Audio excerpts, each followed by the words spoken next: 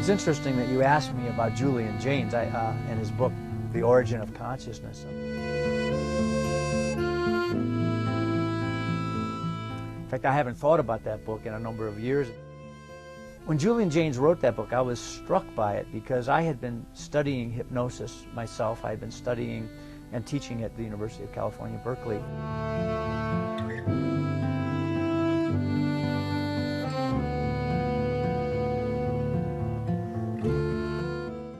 A course for MFCC licensure in hypnosis. And of course, Julian Jaynes' hypothesis in a nutshell is that there was a time when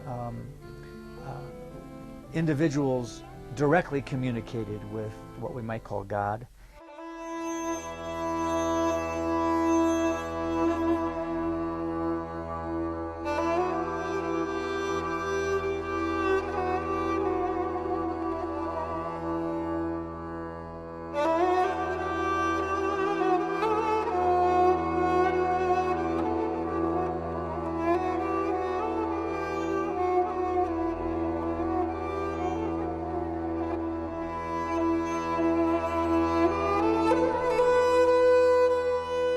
And that eventually, for a number of reasons that he documents, it was this voice, this honoring of this hallucination of direct communication with God was replaced by the authority of kings and queens and people that rose to power either through force or through economics. And he makes an interesting case on that. Well, what does that have to do with all of this? I think it's very interesting. You know, I wrote a book called The Bum's Rush, The Selling of Environmental Backlash, in which I deconstructed the anti-environmental language of Rush Limbaugh, and later learned that many of the things that Rush Limbaugh talks about were things that Frank Luntz, who was also a linguist who was given documents to the Republican Party about how they should use language to talk about environmental issues. I identify these things as hypnotic strategies. There's a variety of techniques, a variety of strategies that are used by all preachers, politicians, and peddlers, and we need to be aware of that. And one of the hypotheses that I think that I have that coincides perhaps with Julian Jaynes' work is that during times of fear, people become hyper-receptive or hyper-suggestible to the signals of a perceived trusted authority figure. Now, I've done this work in medical emergencies. My book, Prentice Hall book, Patient Communication, talks about how when people are in trauma, that during the first hour post-trauma, a person who projects a sense of authority, like a paramedic, can get that person to elicit spontaneous hypnosis phenomenon like stopping bleeding or reducing blood pressure.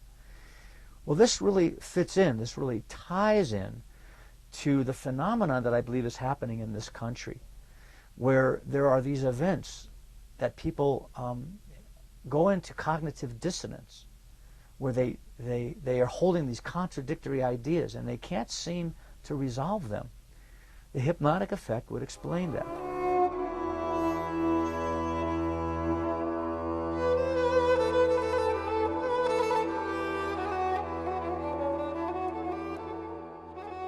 The more culture of fear that we have, the more hyper-receptive we become to perceive trusted authority figures, whether they be Christian fundamentalists like the Pope or whether they be the President of the United States. We tend to blindly heed what they say.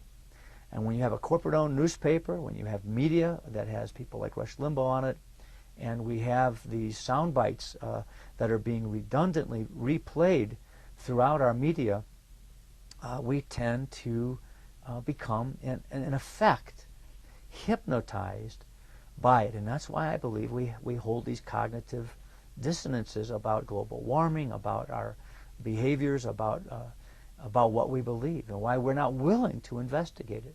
I mean, 80% of my students at the university who will be teachers next semester, even in May of 2005, still think that Saddam Hussein attacked us on 9/11. So yes, I think that bringing in a question of consciousness, bringing in the ideas of awareness and critical thinking, and especially this idea of hypnosis, are very apropos for trying to understand why the events that led